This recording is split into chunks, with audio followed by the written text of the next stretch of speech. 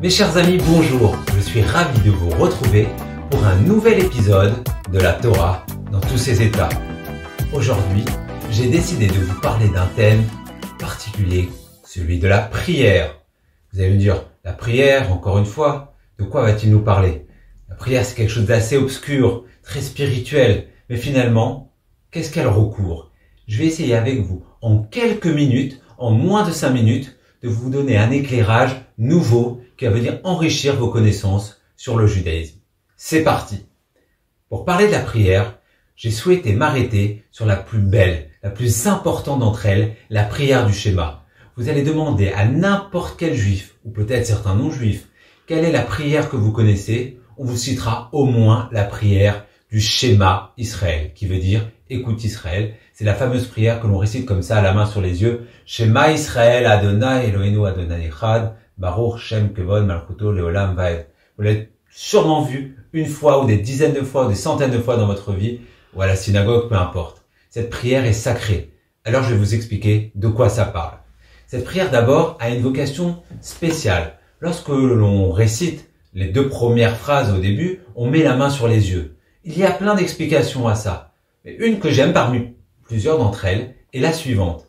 Tu mets ta main devant les yeux simplement pour te mettre un petit peu en retrait du monde, pour te protéger, pour ne pas te laisser perturber, influencer par tout ce qui se passe autour de toi. Les gens qui voudraient peut-être te demander quelque chose alors que tu es en train de prier, ceux qui sont en train de te saluer là-bas, en train de regarder les voitures qui passent, peu importe. On peut être à tout moment dérangé par tout un tas de choses. En mettant la main devant les yeux, on se protège et on peut se concentrer, comme on dit en hébreu, on peut prier avec kavana, avec ferveur, avec foi, avec attachement profond. C'est comme ça que doit se passer la prière.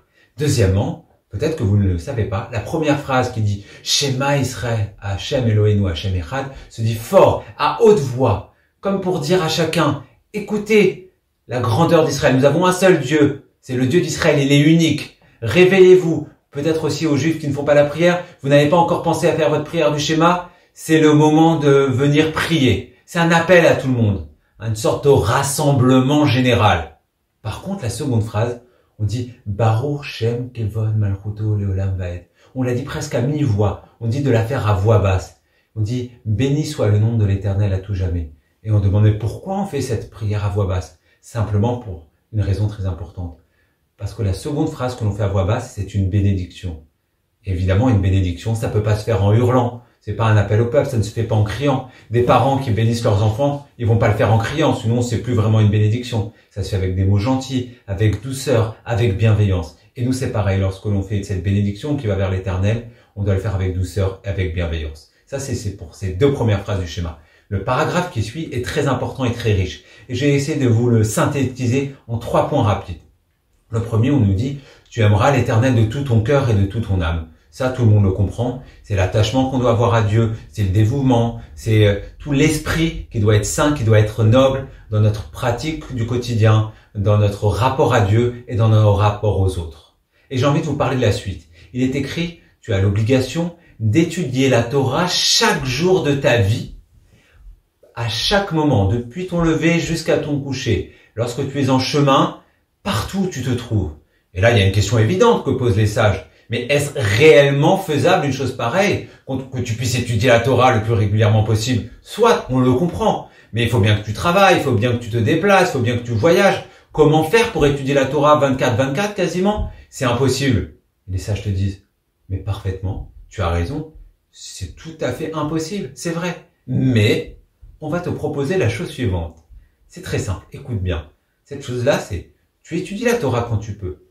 Et le reste du temps, lorsque tu n'es pas en capacité de pouvoir t'asseoir chez toi à la maison, dans une école talmudique, peu importe, ou dans une synagogue pour étudier, mets à profit ce temps-là pour que ton comportement d'être humain, d'adulte, d'homme ou de femme juif soit en adéquation avec les valeurs de la Torah. Que par ton comportement, tu mettes en pratique les enseignements et les valeurs humaines, morales qu'on t'enseigne dans la Torah et que tes parents t'ont inculqué. Si par ton comportement digne, exemplaire, respectueux, plein de droiture, de noblesse, de sagesse, tu es reconnu par les autres nations, par les autres peuples comme quelqu'un de bien, alors à ce moment-là, on dit de toi que tu fais du Kiddush Hashem. Tu sanctifies le nom de l'Éternel, tu lui fais honneur. Et le contraire de ça, c'est celui qui fait du Chilul Hashem, celui qui est juif et qui, malheureusement par ses actes, par ses actions, se comporte mal et déshonore son peuple, déshonore son nom de famille, déshonore sa communauté. Il fait du Chilul Hashem, il souille le nom de l'Éternel.